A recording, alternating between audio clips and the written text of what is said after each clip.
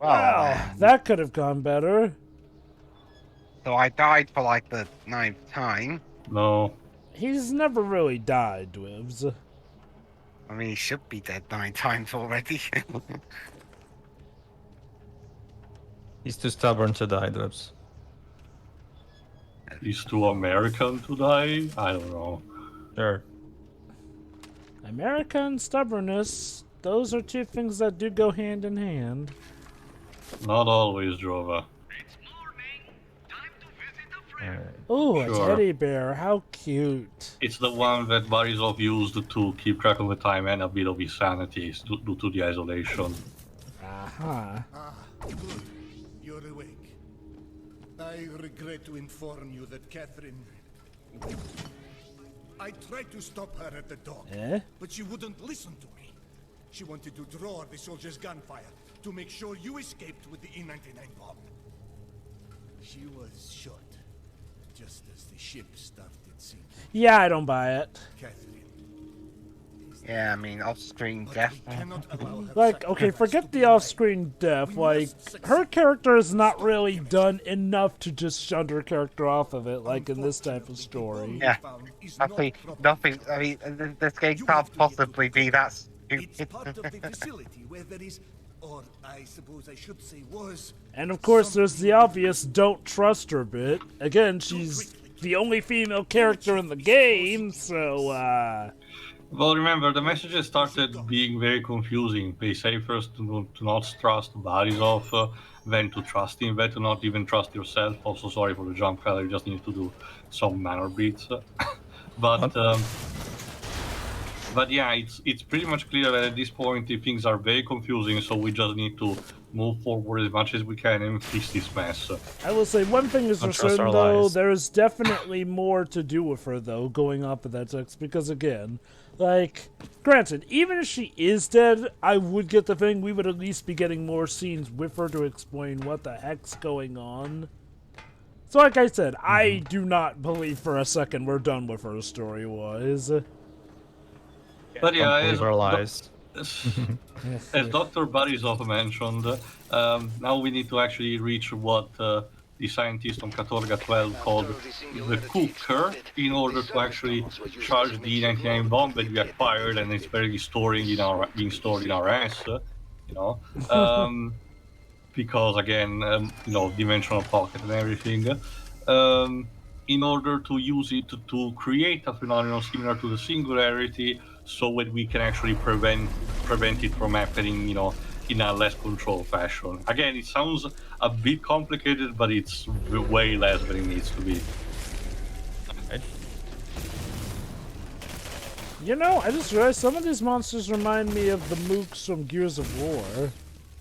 The locust, well, okay, no more like the lambent, I guess, due to the splurging of, you know, golden goo. Well, I'd say also some of the regular locusts, specifically the smaller ones. But yeah, I can see. I can see what Jova means. Remember, this was released back when Gears of War was at its most influential regarding the industry. Although it's a third FPS, kind of like Halo, rather than a TPS, like Gears of War. So interesting. Even so, to like aesthetics, like when it comes to aesthetics, they can go into various cases. Doesn't necessarily have to be the same genre. This game was released in 2010, right?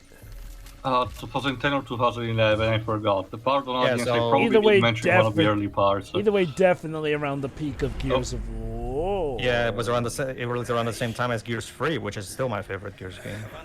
What the? Sorry, Dead bodies everywhere because of a mutation. Which reminds me, like, at the time of this recording, we're about to get Summer Games Fest.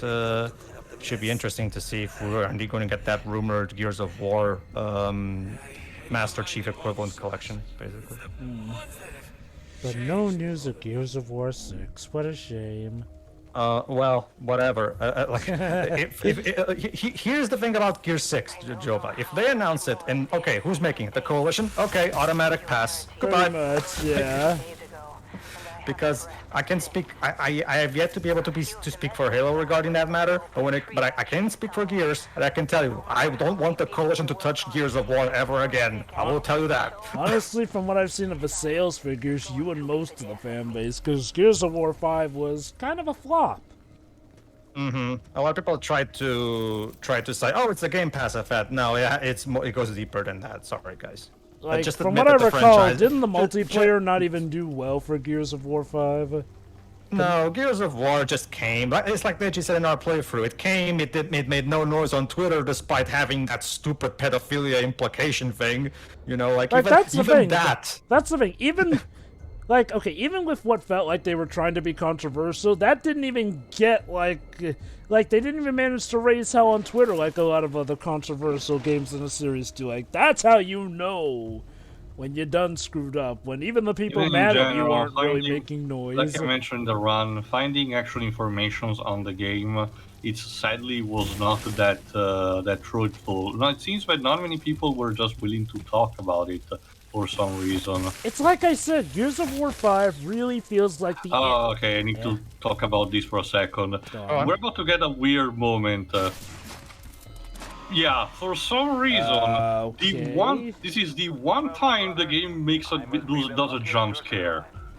For no reason at all, mind you. It's not connected to the tape.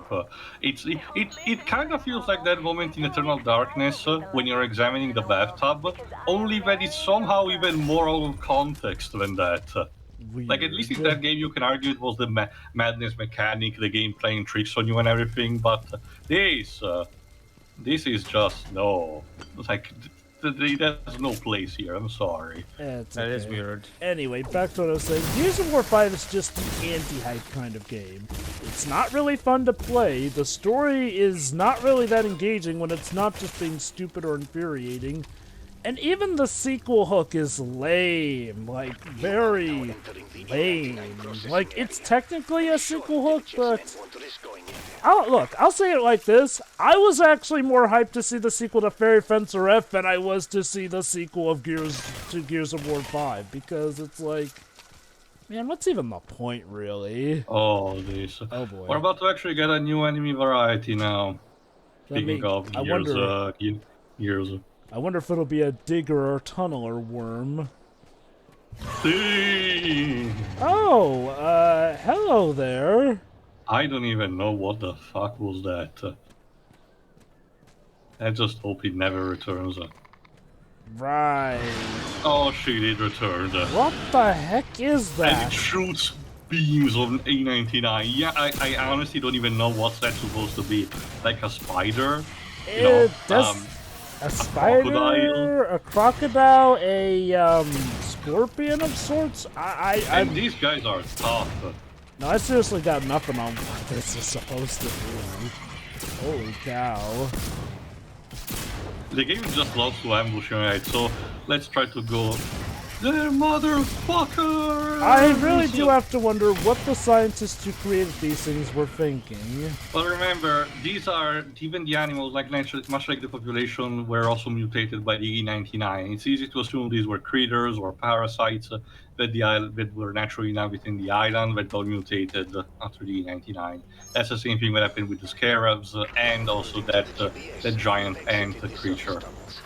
You should be able to see the cooker. It's a massive spherical structure in the distance. Mm-hmm. To get there, you'll have to repair the bridge. I don't suppose anything else is just waiting to attack and ambush us along the way. Link. Turn on the power grid. Look for the switch nearby. Sure, give me a second first so I can also upgrade. Continue. One smart move on this game's part was definitely using more of a derelict kind of building, which helps mask some of the shortcomings of the tech at the time, you know, with the graphics card. Like having... Again, it's a bit of a mess of a game, unfortunately, because of the trouble development cycle, and the final result is not even super impressive, despite also not having some originality, but clearly being inspired by other beings that one may find potentially more interesting than this. But it's something that I still do appreciate at the end of the day. And again, having played the X-Men Origins Wolverine, I can't believe that Raven Studios, at least at the time this was made, was composed by people who were trying to care about what the final product eventually would have been. I think So the best. there is some entertainment value at the very least. I cannot speak for the multiplayer for obvious reasons, but at least I had a fun time overall. I think one of the best ways to describe this, I think I consider this like the Tasmanian. Sorry, Ty the Tasmanian Tiger. I consider this the Ty the Tasmanian Tiger of the SPS genre. Like, yes, it definitely wears its inspiration on its sleeves. It wasn't the most well-known of its genre, but all the same, I would argue it's overall a good contribution to its genre. I can also tell you it did not have an aggressive marketing like Ty did. True, yeah, like, honestly, it is kind of a wonder that Ty became as obscure as he did, given that he did have an aggressive marketing campaign. It's probably because it was mostly known, to Australian audiences. It was done by a team that was primarily Australian. It was rooted in Australian culture and everything. So maybe for the average American and European player, it was more like of a passing thing. That sure, it looks cool, but I can play Ratchet and Clank right now instead. Stuff like that. He does look a bit similar to Ratchet now that you mention it. No, Jova. That would be Rough Trigger instead. The game done by my country for some reason. Rough Trigger. A game that Nitro reviewed. Apparently, a team in my country who I know nothing about did this Ratchet and Clank clone called Rough Trigger: The Vanacore Conspiracy, which is poorly polished. Unfortunately, it has some cool ideas in mind, but it's a poor polished, Ratchet and Clank clone. That's pretty much it.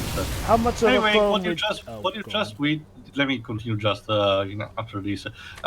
What you just witnessed is this new weapon, which is a kind of a grenade launcher, but where you can control the tumbling of a pill. If you play stuff like Demo Man in Team Fortress 2, you kind of an idea on how much of a degree of control you need about the bombs that you throw. But this is one that gives you much more control on that front. I see. But anyway, Demichev's men are also tailing us, so we need to actually, going fast on this. Anyway, Rough Trigger, like I said, it's pretty much in terms of appearance instead, canine-esque bipedal anthropomorphic animal with shooting weapons. So mixed DPS and platforming. Oh my Although god! it does get its own kind of spin on things, like a super form, like a mutation. A lot of times it has to do escort missions because, of course, and it has more of a Shadow the Hedgehog-esque attitude. Hilariously enough, Nitro Red complained that he feels that in the plot the characters were too much, but it's exactly the problem of lack of cultural clash, because some words that are said in my country, like the equivalent of damn, hell, and stuff like that, are not considered even light swear words, as in they are actually fine for a younger demographic audience for my country.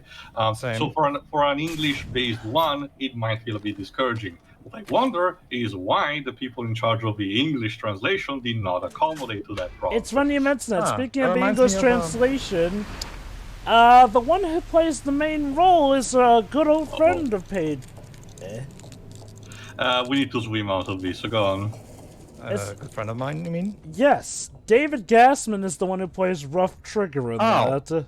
Well, okay. Well, he's both mine and Teo's friend, because remember he played Paige. Young and evil, yeah. But again, he voiced a lot of characters around that era, and despite being, French-based, he's mostly, versatile for English. True. Remember, he does play Oolong in all the Dragon Ball Z games of 2003. Cool. From Dragon Ball Z. Oh, not just god, that. Actually, come to think of it, he actually played Goku himself in. Oh god. That was in the big green. That was in the big green dog. Yeah. Yeah. Oh. Yeah. I want the magic stick. Happy thoughts, I guess. Let's just think happy thoughts, and we can get out of here just fine. Yeah, let's try to listen to what they have to say. Basically.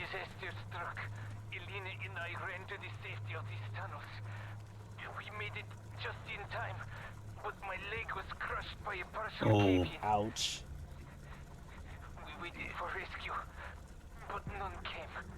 Elena left to search for medicine for me. But it was 3 days ago. Oh. She's not coming I back. get the feeling that the person who recorded this is the guy hanging out over there. There's only one person here. Yeah. That's very tragic. Again, I kind of like these kind of moments. It's similar to Bioshock in some way. You get to know a bit of these people with just that kind of visual, and this is my point where the audio logs come into major positive effect rather than just being there for being lazily put there. Because at least they tell a bit of a story that you see the conclusion right under your eyes. So if there is an actual decent way to be doing those, but most of the time, unfortunately, they're just misused and to the point of South Park making rightfully parody of that. God, I'm trying to remember. What was the game that really just did it terribly? But so there's actually quite a bit around this age.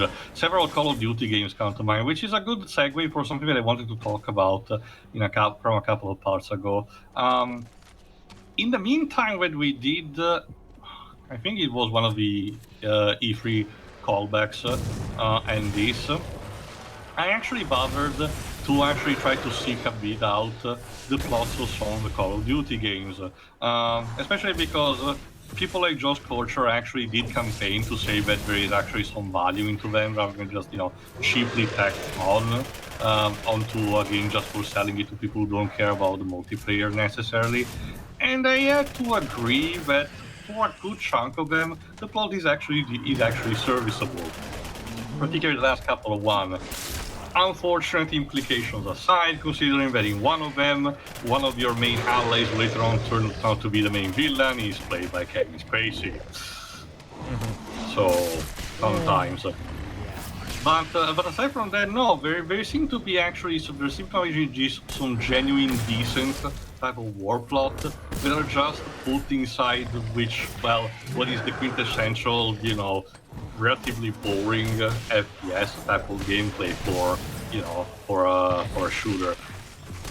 That's the reason why probably the series tried to strike more into sci-fi territory as it went on, because recycling again World War II over and over with the same kind of objectives, or having the kind of stuff like Russia takes over the United States, like it happened a couple of times, was kind of getting old. That is the same reason why I actually appreciate a game like Battlefield 1, which instead tried to talk about World War I with its own spin-on things, So there is actually some kind of merit in in plots of these, not necessarily just this game, but also the kind of parent game with our type of shooters. It's just a shame that they're mostly buried under what would be a bunch of other components that someone might not even care, and are sold again for $60. But the good news usually on this front is that, similar to the sports games, when a new one is released, the price of a previous one plummets to the ground. So there might be actually the possibility that I might catch up to some of the previous one just to give it a look. But there's the thing, there was the case when we did a commentary of one of those E3 aforementioned kind of things, and there was footage from Call of Duty Ghost, I think, which was severely copyrighted. So I don't even know if showcasing the story of that, is a good safe risk or not. Essentially, I'll need to do some research about it. Companies are weird with that stuff. Sometimes it seems like that, but in reality, then it's just for another reason here and there. Anyway, for the time being, we need to lower the the water, unchain that box and use it to progress. So yes, Pedro? I remind that you were talking about the whole translation aspect earlier. It reminded me of the translation of the first World Ends With You, because some people, it's one of those cases where basically in the original script, Neku basically is kind of antisocial, but he doesn't actually make nasty remarks or anything like that. He's mostly just sitting there quiet, not answering Shiki's questions, which in Japanese culture is already considered a very rude thing. You know. Yeah, So, there's the however, culture of demonstrating that you're paying attention. and the localization team took note of that and thought, okay, the Kondo and Nomura want this character to come off as rude, but if we keep the dialogue the same, it doesn't work for English, because in America, just staying there quiet is not considered a rude thing, and that's why in the English translation they changed the dialogue so that Neku is a bit more nasty with remarks to properly emphasize the original intent of Neku being rude at the beginning of the game. Because if they kept the script like it was, the original intent would have been lost in translation. So. I don't think that actually translated in my country's language. I never actually checked. I don't think they released the Switch version. Maybe the original Nintendo DS one, but I do doubt it. As for David Gasman, I'm still debating what's my. I'm still indecisive on what my favorite line of his is as Goku. Either I want the magic stick, or come magic cloud. honestly. Is that the Canadian dub you're referencing? Yes. Yes. Honestly, the big green dubs are so bad that I consider them separate movies from the actual proper English dubs. I mean, it's kind of like the Bridget series. It might as well be its own product. Trust me, They've like, tried already. trust me, the big green dub does things that basically counts as its own abridged dub because it's just so ridiculous. Don't you see, Page? Not as ridiculous. Go on. No wonder David Cage wanted David Gassman as the main protagonist of Indigo Prophecy. Because, you know, he played Goku, so of course he'd be perfect for those DBZ fights. Of course. Sure. Well, yeah, I think it's more. I think it's the main reason on a more serious note is because he's really famous in France, most likely. Probably. Yeah. So. It probably helps that he's fluent enough in English that he can get something of a standing over here too. Oh sure. I think he's horribly miscast as Goku, but oh yeah, fine. oh yes, absolutely. Oh wow, he was also in A Monster in Paris, the English dub version specifically. Neat. I honestly never understood why they never managed to find anyone. Like, they decided, you know, that for Goku they needed a deeper voice no matter the dub. You know, Masako X, when people start demonstrated that it is possible to have, you know, an English voice that is actually closer to the original voice actress. I feel like Sean Sumel was fine enough. I guess it's because with the original voice actress, Goku definitely just sounds like a woman, arguably, to some. I guess it's another cultural thing. It's a cultural thing too. So you have to understand that for a Western audience, hearing a fully grown man with a voice like that, of course, sounds off. You know, like yeah, in Japan it doesn't. And yes, I can understand that some countries maybe don't agree with that, but a lot of countries, even European countries, will say that yeah, it sounds off because you don't expect that kind of voice coming out of a fully grown man. So I can understand it.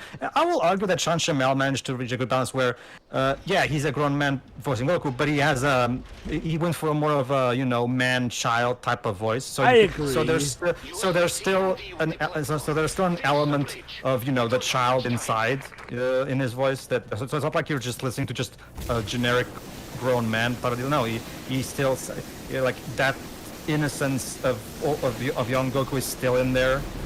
So I will argue. Now the big green dub, on the other hand, no, that one goes absolutely deep voice with Goku. Like, holy cow! Oh, Magic Cloud.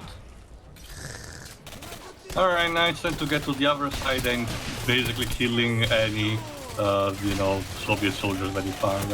Which reminds me of actually another thing.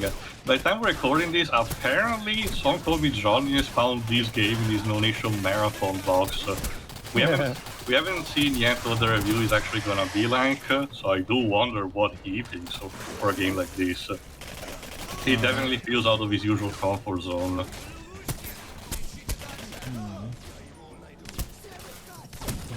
Yoink. Yeah, that's another move that you can do with the TMD, with the move object kind of move. You can detach shields from an opponent, pushing them back, to actually put them on the ground. But you can also do that for stuff like rockets will actually provide you. The timing has to be a bit precise, so don't expect it to be a 100% effective kind of maneuver. But it's something that you should be at least trying. Having said, Joe, in terms of off voices for those dubs, no, nothing surpasses the Malaysian dub of Dragon Ball Z, because that dub is a masterpiece. If I don't eat rice, the power won't come. Oh my god. Or my favorite one, fun fact, it was from the Malaysian dub that Team 4-Star got the idea of making Korin and Yajirobe a gay couple. Because there's a moment in the Malaysian dub where, out of nowhere, for no reason, Yajirobe turns to Korin and goes, "I'm surprised you have a good butt." I'm not kidding, he says that, and it's just out of nowhere, it doesn't fit the conversation at all. That, and they also made Korin look really creepy because when Gohan leaves the Tower of the Beans, Korin's saying, Goku's lucky to have a son like Gohan or something along those lines. But what they have him say is, and I'm in this specific voice tone, Goku has a good son. Beep. I know, right? I'm not kidding. Look it up. That's how he phrases it and sounds like. It's just. In the next part, as Barisov told us, Demichev has put an actual roadblock between us and the cooker, so we need to actually find a way to get through decently. So see you there. See ya. Yep.